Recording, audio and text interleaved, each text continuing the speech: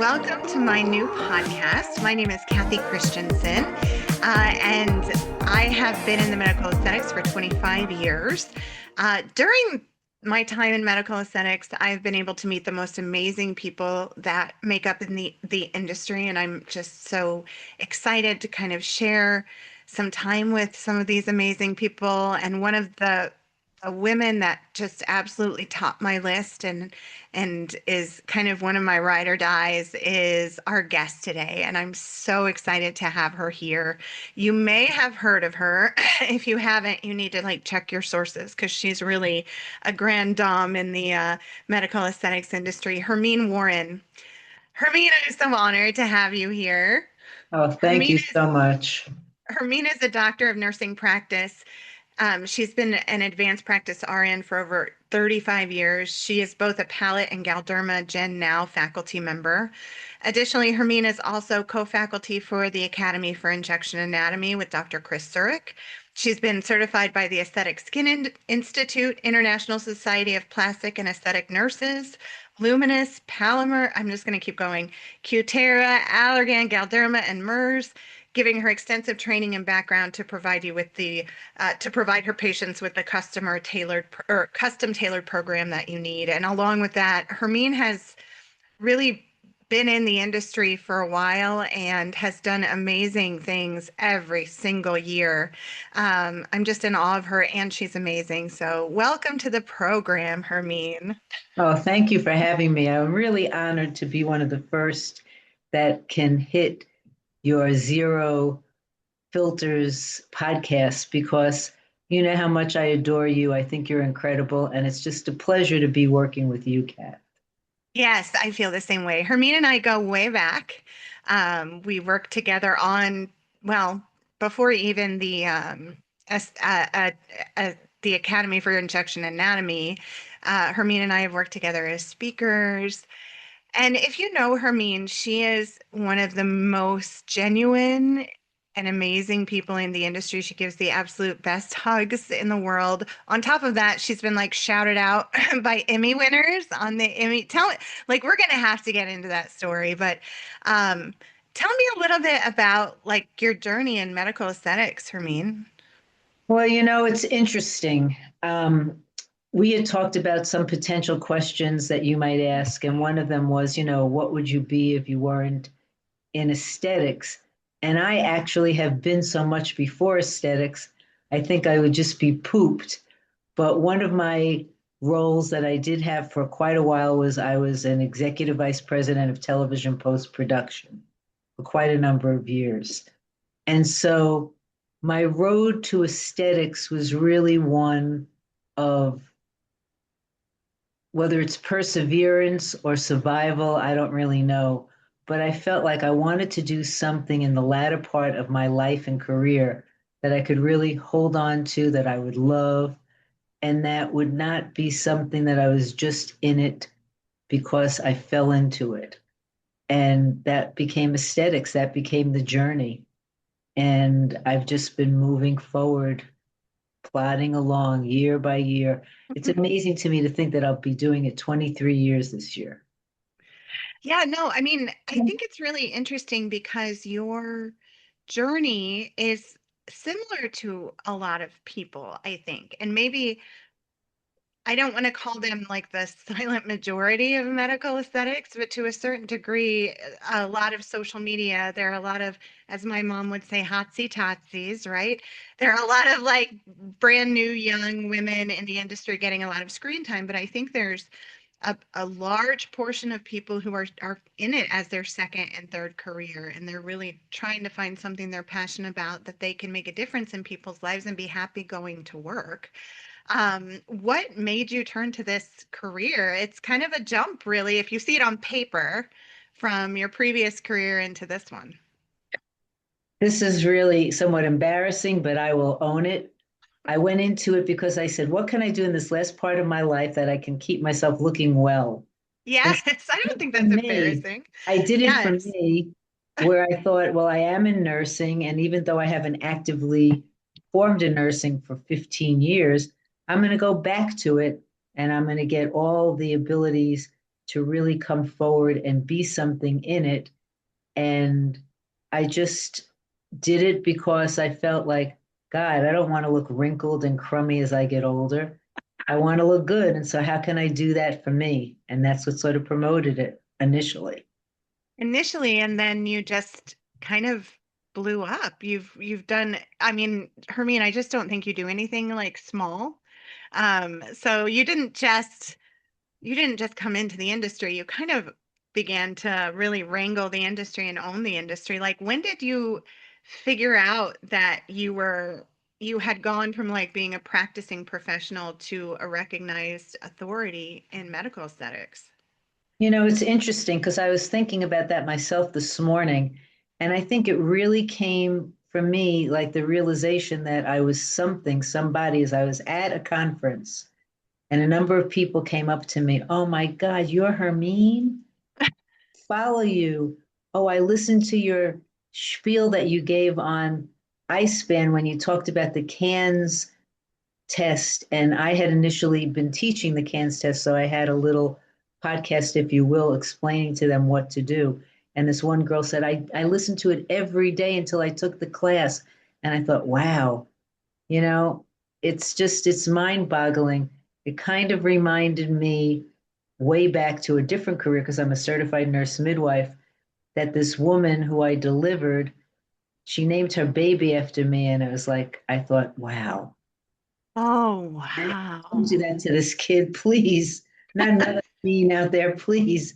But the thing is that it's really heavy when somebody does look up to you and they are following you and they want something to sort of get from you that can help them sort of curate what they want to do in the field.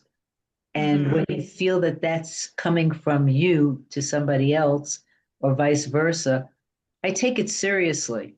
I Hmm. mean, I feel so strongly that there are things happening in the industry right now that I don't care for.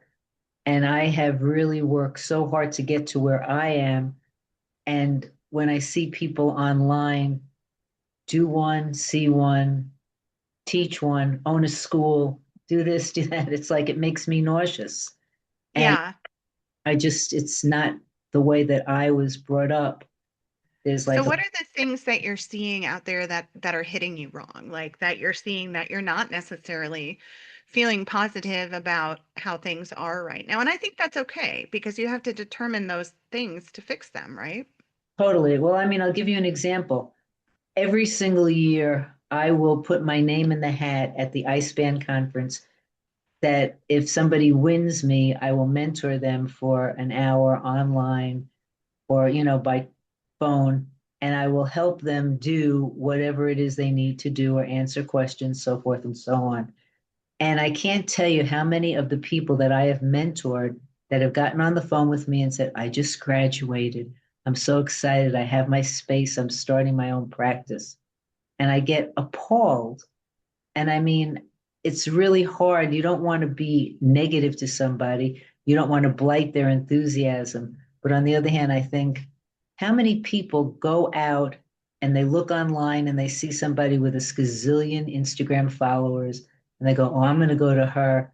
And that person has very little experience, is very new in the field, and may or may not know really how to fix a problem. Because to Hmm. me, what's always existed paramount is anybody can do a great job. Well, not anybody, but I mean, let's assume you can get out there and you can hit a home run. Great. What do you do when there's a problem? That's the person I want to take care of me, the person who can fix it. Because I've always said to people, you'll never lose a patient if, in fact, you help them through a problem. But if you create a problem and they have that problem and you can't help them, that's the end. That's sort of like a real gotcha. And that's important to me to know that I can really walk somebody through an issue. I haven't had that many bad ones, but the few that I've had, the few occlusions, 23 years, you're going to have them. I know that I've been able to help the patient understand it's going to go away. This is what we're doing. This is what's happening. And they've been okay, and they're still my patients. I hope you're enjoying this episode of the Zero Filter Sessions. I just wanted to take a quick minute to tell you more about me and how I might be able to help you. I have recently launched Christensen Consulting to help practices like yours with operational and strategy challenges that you're facing.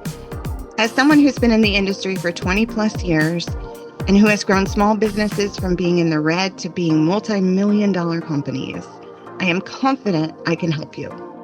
Whether you feel like you're always behind in making decisions for your practice, are struggling with team management and motivation, or are assessing how to grow, scale, and make more money, whether on your own or through private equity, I can help. Please reach out to me at Cathy, C-A-T-H-Y, at cchristensenconsulting.com. That's C-C-H-R-I-S-T-E-N-S-E-N consulting.com. Or check out my website at cchristensenconsulting.com so I can help you find solutions and find success. And now back to our episode. Yeah, no, I think that's really, really important. And I'd love to hear more about what those people can do. Like I think what you're saying, and I totally understand, is there's like a fast track for people who on social media may look extremely qualified because of their popularity, but in, the real world, they don't necessarily have the years and the experience and the connections. Where would someone like social media is more of a marketing tool? How would someone make sure that they're getting the proper training that they need in order to offer that safe, quality treatment to their patients? Well, the one thing that I often say to anybody when I'm teaching or when I'm talking in front of a group is that it doesn't come overnight. I always recommend, I'll ask the audience, how many of you have had a cadaver workshop? Some do, most don't. I think that's paramount to start with, because I do believe that if you don't know what's underneath the skin, that's a scary thing. You have to know what's underneath the skin to be able to really go in confidently and talk to somebody and say, this is what we're going to do because of A, B, and C. And I think then you need the proper tools. The proper tools are not just the fillers, the neurotoxins, but they're the kits if you have an occlusion. They're the tools, whether it's an AccuVein to help you find veins and arteries. Well, it doesn't find arteries, but to help you find veins if you don't want to spend the money to get an ultrasound. But that's the way the business is really going for those who are scientifically motivated and want science behind what they do. You can't just go into people anymore and just say, I'm great because I'm this and I'm that. And so I think people need to have a course in the cadaver workshops. And I go once every month, almost, but I think people should go once a year for sure. I think they should take as many training classes as they can. I'm still taking training classes, and that's the difference. I don't think it's over. And the minute you find somebody who thinks that they're too big for the room, get out of that room. Yeah. My fear. Well, that's true. I mean, that actually, I would say, as someone who's been in the industry, not as long as you have, but over 20 years, I think that is absolutely true. I would say that's a defining factor of a really great practitioner is someone who is training and training their team and making sure that training is constant and doesn't stop. I'm curious, and I know the answer to this, but I think it's interesting to share with the audience with all of your cadaver trainings, and you've told me this before, but is it an instance where you've seen one, you've seen them all? Or tell me more about like why the frequency is so important. Is that Arlo? Did I just see Arlo? You hear Arlo panting. Oh, sweet boy. Okay, go ahead. Arlo's Hermine's dog, and he just ran in. He's adorable. Okay, go ahead. At any rate, what I think is you can't do one, see one, and you've seen it all. I can tell you that I have been almost at every single one of AIA's cadaver workshops, and every single time that I'm doing one, I am seeing things that I haven't seen before, or seeing vasculature that doesn't appear where you think it will. People have aberrant vessels all the time, I'm finding out. We all have vessels, but where they are, who the heck knows? Sometimes they're here, where they should be, sometimes they're not. And people just randomly will just think, oh, I can inject over here, which is the piriform aperture, just go down to the bone. But lots of times there are vessels on that bone. And so I think it's really important to realize that nothing is that static. Nothing Right. is that, lined up where you have something that is exactly where it's going to be because it might not be there. Exactly. Well, I remember Dr. Stephen Weiner, one of the fathers of ultrasound in North America, him saying his wife had, like, he was doing Right. ultrasound in her nose, I believe, and she had a really rare type of structure under her nose that would have been really problematic if she had had a liquid rhinoplasty or anything like that. So, and he was shocked. It's interesting how it can vary. Absolutely, right? Absolutely. It really can. And so there's that, and I think that people feel in this business these days it's glamorous. It's not glamorous. It's not. And the minute you start feeling that you've hit the glamour road, you're crazy because it's so much responsibility. I mean, the calling card that everybody comes into a practice with is their face, the most important Hmm. commodity. You can't take it lightly. I don't. I Hmm. have a very different business structure than most people. And that's because I honestly, I'm fortunate. I'm not doing it for the money. I don't need to make the money. I don't do it where it's every 15 minutes someone's in or out, or every half an hour someone's in or out. I make my patient appointments lengthy so that people have the ability to relax in the chair and they're just a better patient that way. And then I really go through in detail the consents with them, what's realistic expectations, what we're going to be doing, what are potential benefits, risks, and alternatives to every treatment. So I just take a long time with every patient. And, my patients, I think, really appreciate it, even if sometimes they're like, again, we got to do this again. Yes, you got to do this again. And one of your most famous patients shouted you out when they won an Emmy, Jean Smart. What Yes, was she that did. like? I can't even imagine. Like, I can't tell me. I want to know. Like, Well, it's interesting because I was going to watch the Emmys, but I had to eat dinner with my husband, so it was on tape. And all of a sudden, my phone was blowing up. I kept hearing boom, boom, boom, boom, boom. oh What's my going God. on? And my sister finally called me. She goes, "You realize you were just on the Emmys?" I go, "What?" And then, I thanked Jean, and she didn't have to do that. She's one of the few celebs that have ever called out anybody and acknowledged that they get stuff done. And it just was really very affirming. Now, people said to me, "So, did you get a lot of patients from that?" I did not. Uh-huh. And why I didn't is because I am one of the few people who does not really subscribe, I hate to say this, to social media. So, if you don't have a huge social media presence, so what does it matter? I Yeah. posted what she did because it was so cool. But other than that, it's like people aren't that keyed into me. And I'm not saying people who use social media are wrong. It's just that I have a singular practice. I'm the only person there. I do everything. And I've never liked social media. I feel the gets that it gets you are not who I want. So I don't want to do it.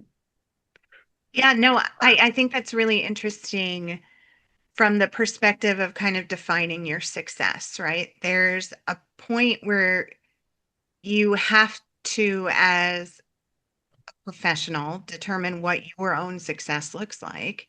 And it sounds to me like you've comfortably done that. Like, what would your advice be to other solopreneurs that are feeling like, "Ah, I have to be on social media all the time in order to build my business"? What are the alternatives to that you can use to build your business? And, is it truly the must-have that people say it is?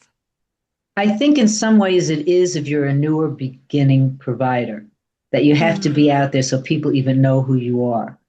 I Hmm. think I was fortunate when I came into it. I came into it with a swell of people who are really just starting to be known out there, who are way better known now than they ever were. But 23 years is a long time in this business. When I came into it, it was just collagens and not a hell of a lot of a hell of a lot. And so, you know, I would say to somebody, don't rely on it to do your business. See, that's just it. I've never relied on anything to do my business but me. I've never advertised, it's all referral.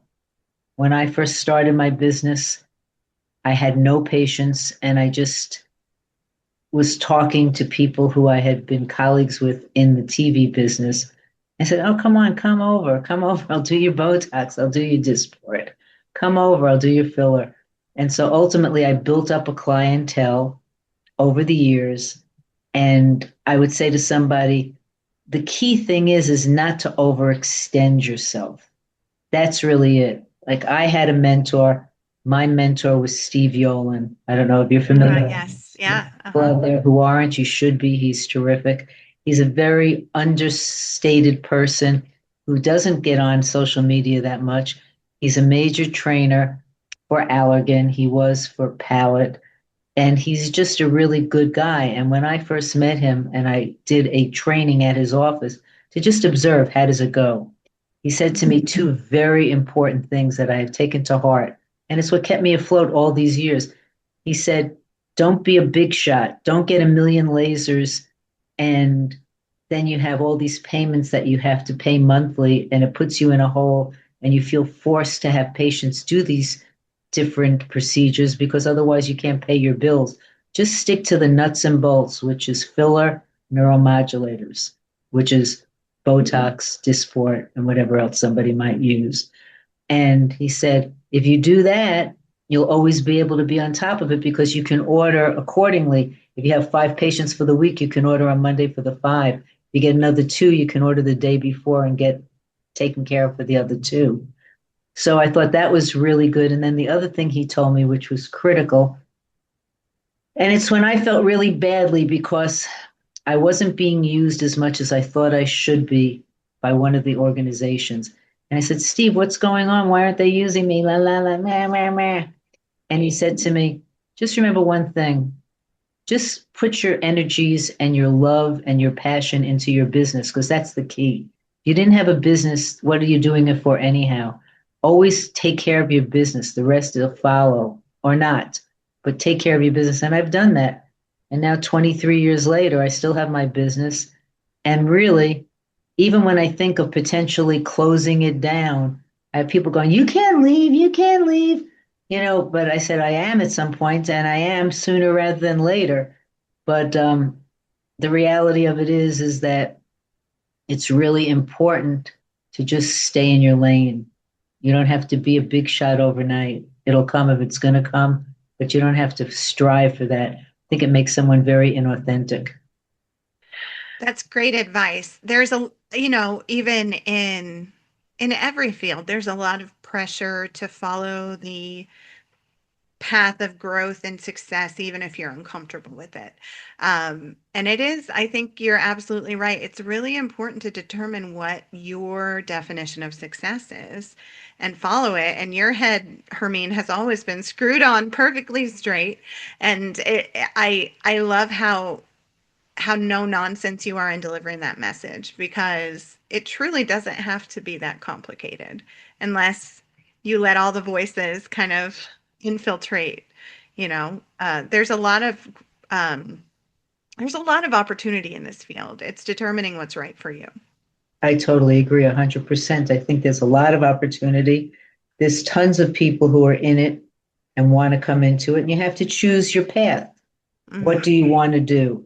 Now, I think if I knew then what I know now, I don't know that I would have been so myopic in the sense I always wanted my own business that I could control. Why? This comes from my New York Jewishness. I felt like I don't want people in my business that possibly are stealing my Botox, or stealing fillers, or taking a ream of paper. I've seen it. I've been in practices where I've seen people take stuff. So I said, if I'm the owner and I'm doing it all, I will have control over exactly what the flow is of the products, of the inventory, of the patients, of this, of that. And so my business by now, 23 years later, is like a size 5 foot in a 2 shoe. It's like It's like I have to go outside to make up my mind. You wouldn't know it when you come into the practice, but the cabinets are so tight, and the place where I keep my storage area, you can't even get in there. And so it's too late in my career. I don't want to change my location. But I think had I known better, I might have allowed some room for expansion. Not Yeah. expansion where I get another practitioner, but a front office person. Some days I just think at the end of the day, oh, please, somebody clean up the area. Why does it have to be me? Like I have patients who go, just fit me in at 5. I go, then I'm not home till 7. What do you mean? Uh-huh. Well, who else do you see here? It's just me. And so there's that. Yes. No, it's interesting. I've been reading a book, Jessica Nunn and Kristen Trujillo out of Maven Financial. They wrote a book called Med Spa Profitability, and they have statistics in there about stealing and all of that that kind of would make your head spin a little bit. So I think that is always something you have to be aware of, but you don't Totally. necessarily not have to grow. But that was your choice. That was my choice. And I can't say I'm unhappy about it per se. What I'm Uh-huh. just unhappy about now is if I even wanted someone to come in to do a front office or to do the stuff, it's so ingrained in me how I do it, how I set it up Yeah. was perfect for a singular person that the undoing of what I do would be so significant. And then people don't necessarily, I walk to the beat of the Hermine drum, which is Oh, a I know. I was weird just thinking, drum. God help the person who comes in to try to fix that. I just don't think they could. That's the No, whole how thing. I could don't you? think they could because I've spent years perfecting it so that even when now people say, how could you do this? Don't you ruin every trip? No, I don't. When I'm on vacation, whether I'm in China, Singapore, Malaysia, Indonesia, um, Vietnam, wherever I've been, I will be calling patients. Why? Because it doesn't cost me any money and I book my appointments that way. That's enabled me to stay connected without Hmm. feeling that it's a problem for me because everything is done through my cell. Yeah. And it's okay. That's okay for me. It might not be okay for other people, but for me, if I can just speak with you a day after your treatment, even if I'm in another country and I know everything's good, that enables me to have a good time. Right. You're not worrying about it. I'm Or not you're not worried. worrying about somebody else not doing it. Right. You're speaking to another control freak here, so I completely understand what you're Right. CF's anonymous. Yeah, right, exactly. So when you're feeling burned out, what do you have any tips on how to re-energize yourself when you're feeling burnt out from your professional expectations and even just your life demands and things like that? What are the ways that you reach to kind of shift your perspective or re-energize yourself? I did that because and I didn't want to burn out because I'm old. I'm old in this business. Most people are in their 40s, 30s, 40s, maybe some 50s. They're now trickling some 60s, and I'm in my 70s. So, I mean, it's different. And what I did is I started cutting back days Mm. and cutting back the amounts of patients I see in a day. So it's like if someone wants to see me, they have to abide by that. They might not be able to come in exactly when they want to come in, but they can come in soon enough. I've never been a call up on the day you want to come in person. Ah, However, if I'm off and I have 3 days off, that enables you to just stretch and do your thing. And then coming in is fun. yeah. Because I used to work 7 days a week Oh, and 8 hours a day. And it was a that's too lot for much. a lot of years. So that's how I built up my practice, but not anymore. Now I'm working 2 days a week and like maybe 5 hours a day. And it's good for me. It's good for me where I'm at right now. It keeps me in it because I really believe you can't be in this business if you're not injecting. I mean, you Hmm. can be in it, but you don't really know. So if I was a speaker and I'm speaking about fillers, if I'm not injecting, how do I really know? It doesn't make it seamless. So I feel it's important for me, as long as I want to maintain my own connection to the business, to be injecting. Doesn't have to be Hmm. that much, but just to be injecting. Yeah, absolutely. Now tell me, what happened to your patient base when you started kind of setting your boundaries more? Did Oh, they they just hated see? it. They hated it. And I just said, it's too bad. Yeah. I mean, not in that way, but I basically said, look, I can't see you on this day. Why not? I said, because I can't. Hmm. I've cut back and this is it. And I don't want you to feel that you can't get in when you want to get in. But for the most part, I do manage to fit people in. It's just, it's not every day. And I really think, and this is the key thing that I would say to anybody from this podcast, as I've done my business and I've gained my own momentum, you also gain your own confidence in what you do. I know I'm a Hmm. great injector, and that's not to be an asshole. That's just what it is. And so, what I put forth is real love, care, compassion, and most importantly, safety. And if I find that what I'm doing with patients is too many in a day, and so I don't feel safe because I'm tired or I'm not feeling great or whatever, what am I doing? I don't want to be that person that has a bad outcome because of neglect. I mean, anybody can have a bad outcome. I've had them as well, but I want to be on all cylinders charging, so to speak. Uh-huh. Well, I So, think again, that's so smart to recognize what that looks like for you. And I think the moral of the story is you didn't lose all your patients. They no. complained, but they adapted. Right? No, it's the truth. I've had patients who want to come in. I mean, I can't tell you how many patients I turn away on a daily basis because I don't think they need stuff. I had one woman who said to me, I'm so sad. And I go, why? She goes, you're going to go bankrupt. You're going out of business, aren't you? I go, why? She goes, because you always send me home. You never see me when I want to come in. Oh, And how can you make your bills? And I just said, believe me, I do. And the reality of it is I'm one of the few people, and I know that sounds tacky, but it's true. I'm not doing it for the money. And so that motivator is not there. Therefore, I really can have the ability to say to somebody, I don't think you need it right now, but I uh-huh. want it. I don't care. You don't need it right now. And I won't do it. I am unbudgeable, whatever that word is. I'm impenetrable. If I don't think I can do it, I won't do it, period. And as a newer injector, you don't have that confidence to say that. You're afraid That's to right. lose the Or the patient. business, right? Right. Like you've got to make sure you can pay your bills. Right. But it's like, I just really feel if I don't feel it's right, it's wrong. And Hmm. that's that.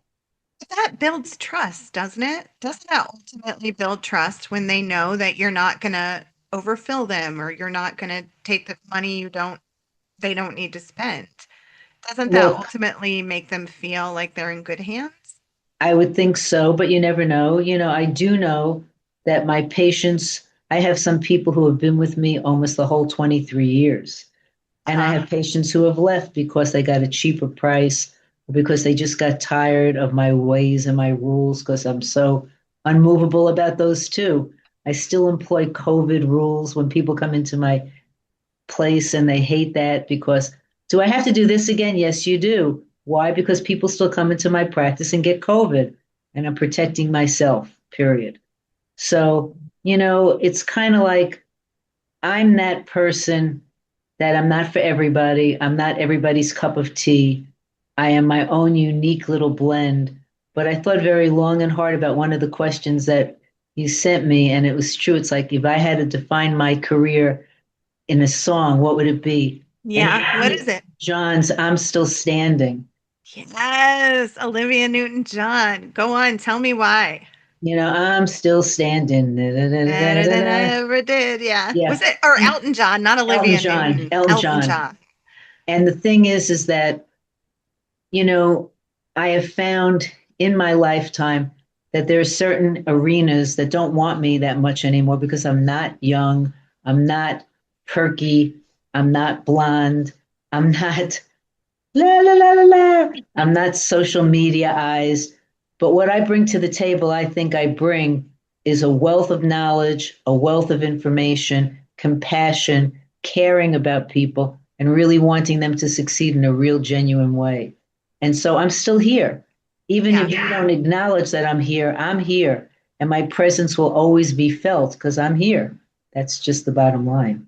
Well, and I would say just from several levels. I've worked with you professionally, and the industry is a better place because of you. And I've been lucky enough to be a friend of yours, and I'm a better person because of you. And you are there, and you are, you know, better or worse, you are there, and that's hard to come by these days. It really is. And I'm grateful for having you in my life, just from a friendship perspective. And I'm grateful to have you in my life from a professional perspective. So, I really oh, appreciate that. well, it's You true. know, I feel very strongly that I consider you a friend. And the people who I say I'm their friend, you can take it to the bank that I'm there for them. I'm a vault.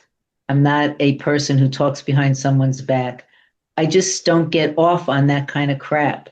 Uh-huh. So it's It's like, the energy. I don't even have the energy for it. me either at Mhm. all. But I do know that, you know, I think the one thing that I've always felt about me, and this I don't know that you can teach someone, but it's what I've always felt about me, is that when I do anything, I'm going to be a success, period. I remember when I went into nursing and I said, I'm going to be a success, and I was enough, but then I got tired of it because I felt that it was too much of a sheep kind of a profession. People were just listening and not really using their brains. And then I went into commodities Uh-huh. and I had a firm with my ex-husband and we had to do that. And then I went from there to the TV business. And then I went from there to being in aesthetics. And someone said to me, how could you go into it so late in your career? Because I went into it in my 40s. They said, you'll never make it. And I said, believe you me, I'll make it. I'll make it well. I'll make enough money. I'll do what I need to do. And I think it's a belief in oneself. And that comes just from having had previous successes. And I have, I can say that my legacy is that I have. Hmm. And I'm happy that I have. I'm happy to always share. I mean, every time I go to an AIA course for the cadaver workshops, I always say to everybody, just look me up. I'm hooked on fillers. That's my little handle for my Instagram. And if you have any questions, please ask me anything. You can always, and I'll always answer it. And I always will, because I really believe if you don't have that network of people to talk to Hmm. bounce stuff off of. You have to have that community for yourself. That if something goes wrong, you can call up somebody and say, this is what's going on. What do you think? Hmm. Then it's a very lonely place. How do you build that? Like, if you're new in the industry, no matter what age you've entered it, I know that there are a lot of people that feel like they're a bit on an island, or either they're on an island because they don't know anybody, or they're on an island because they feel like everybody's a competitor. Which I think personally, from what I've learned from, the professionals in the industry, that's a really tricky space because if you see everyone as a competitor, you don't actually have local help if you need it. But how do you build that network so that you have those connections? I think for me, what was important is when I started my business, I was a singular person. And so I didn't really have people to bounce stuff off of. I Hmm. had worked in med spa for a year to just understand what it meant to have the kind of throughput that a med spa has, even though I wasn't going to open that way. And then in a Hmm. year later, when I couldn't stand it there anymore because of all these terrible things that the nurses there did, stealing being one of them, but I really felt that it was important for me to embody in my career what I want and how I want it. And so, how would that be to get a group of people to be my network? I started going to different kinds of workshops. And one of the ones that I went to, which was one of the main ones that I've always been to, is the International Society of Plastic and Surgical Nurses, which is now called ISPAN. It was originally ASPSN, but now it's ISPAN. And I found people from all walks of life who were talking, who were willing to share. It was like amazing to me because I'll never forget. And I share this with a lot of people when I'm telling my history that I was at one of my first conferences and this woman was talking about a certain technique to inject. And I really thought, wow, I could use that. And I went up to her afterwards and I said, That's fabulous. Can you show me? She goes, I don't exactly remember. You don't remember? Oh That's my BS. goodness. And so, it's like I've always felt like I'm an open book and you can't lose what you don't have. So Hmm. people who are worried about the competition just stays in someone's mind.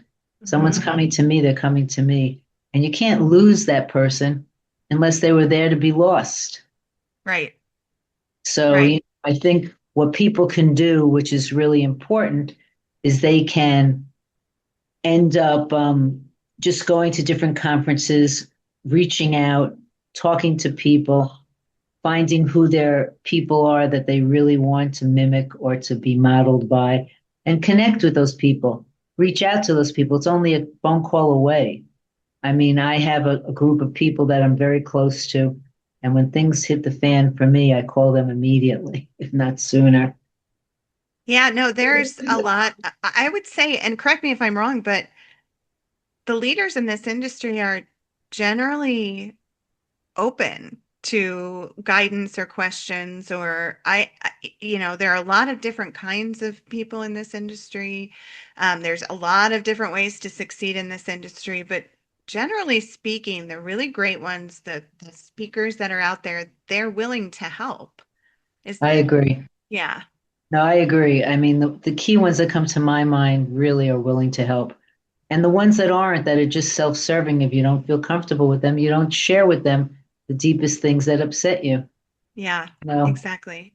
Well, that kind of leads me to not necessarily upset, but like, when was the last time? The thing about what you're doing and what people do in this industry is it can be, you're in their lives regularly. You're providing, private, sometimes very emotional treatments. When was the last time a patient made you cry? Either positively, either like with joy or in another way. When was the last time you kind of crossed that level with a patient, and how did it turn out, and what happened? I think a lot of the times it happens for me, and it happens that somebody just is really genuinely thanking me for being there for them and giving them service and always being available when they call.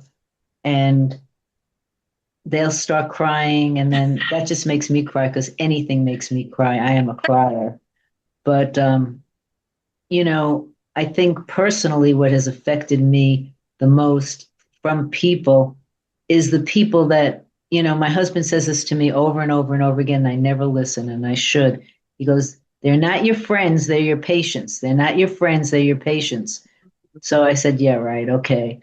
But I constantly, when you're in someone's life for like 15 years and you go through everything with them, from having the fights in their marriage to their kids doing drugs to not doing drugs to this and that. And then all of a sudden, out of the blue, they leave your practice for no reason. It's very upsetting. And you go, Hmm. why?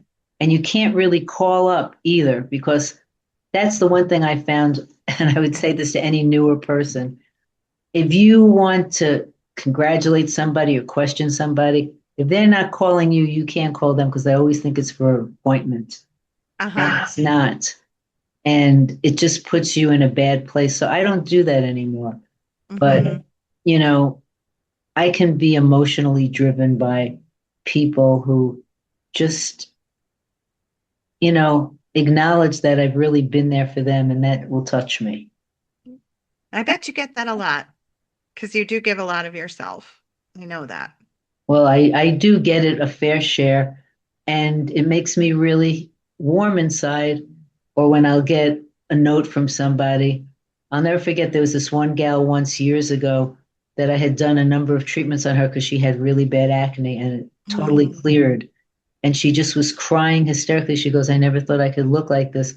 And it was very touching to help somebody get to that place. Hmm. It doesn't always happen, but when it does, it's really a winner for both the patient and the provider. Well, and this industry has a false label of vanity when the reality is a lot of times people look in the mirror and they just feel rotten about themselves every I single agree. day.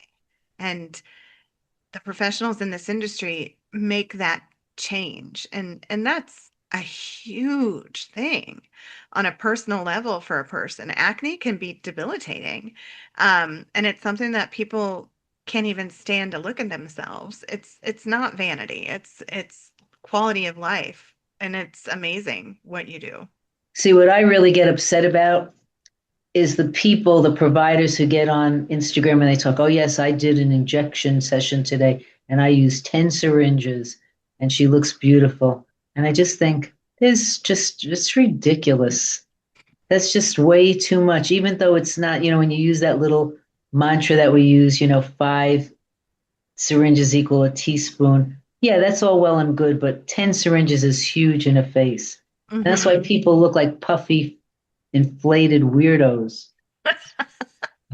Well, and that doesn't do anybody any favors either. Like it's really important for the industry to really start collaborating on those beauty standards and those beauty because what those bad cases, unfortunately, are the ones that people are paying attention to. So, I know, people will say, oh, are you against filler? And I'm not. I've always had the best of luck with filler, but that's because I've used it with respect.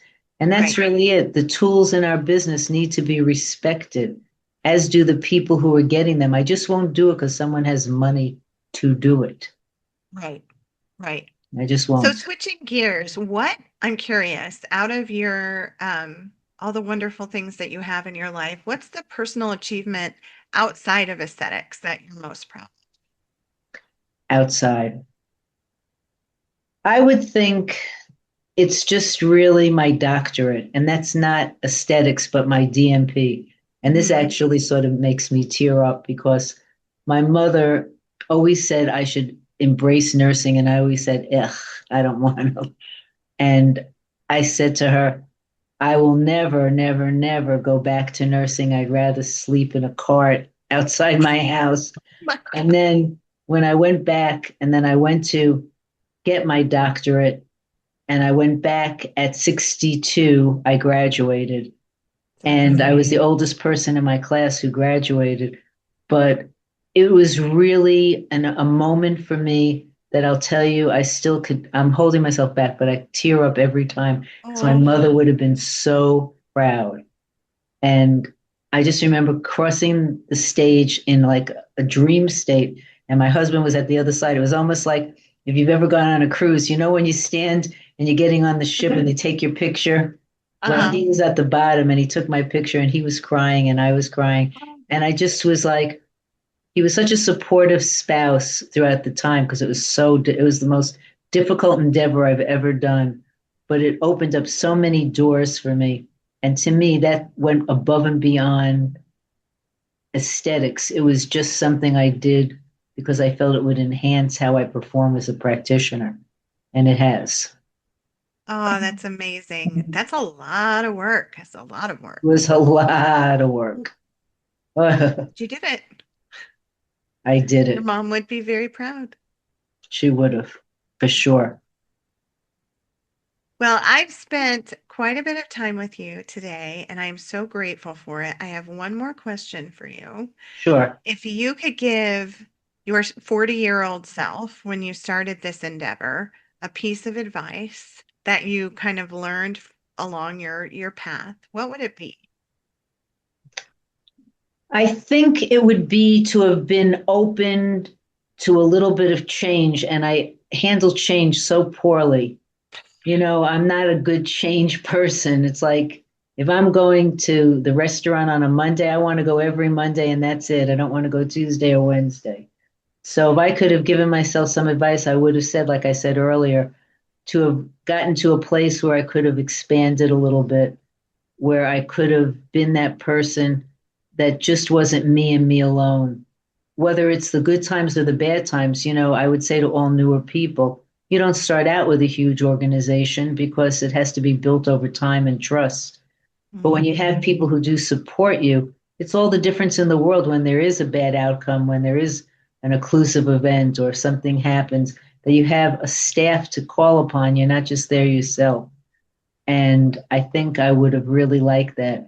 I very much have a lot of trouble with the commoditization of the practices right now, where so many practices are being bought up and people are just so happy and they're getting whatever they feel the true market value of their practices, which is great.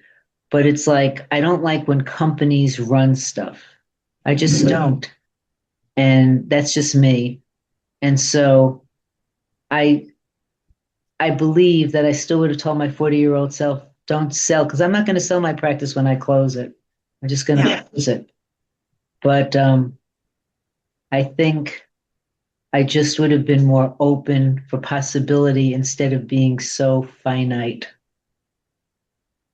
Yeah. Well, but it has gotten you where you are. You're a very incredible professional. I think you're an incredible person. You're an incredible educator. And there's always, hindsight is 2020. And Totally. I am really excited to see kind of as you decide when and where and how to cross the finish line as in the business. I'm excited to see how you do it, or if you keep going until you're 120, which I hear in 10 years, that's supposed to be the lifespan. Oh, God. I know, right? I would love to see a 120-year-old person coming at me like this with a syringe. But I'm so grateful for you. And Hermine, as far as people finding you, you said Hooked on Fillers is where they can find you on Correct. Instagram, right? Yeah. And I would just say to you, Cathy, that just even seeing the logo behind you, the Zero Filter Sessions, and everything that you do with your life, to me, you are a shining star, because it's not so much how good we are when things are going our way, it's how we rebound when things are not. And you just, to me, are a slugger. And I so appreciate you and I admire you. Oh my God, that means the world. And I'm so grateful for you and grateful for your friendship. And it's going to be a wonderful 2026. And I can't wait to see you. It's been too long. I totally agree. Totally. All right. Well, thank you for your time, Hermine. Thank you, honey. I love you. Love you too, honey. Bye. Bye.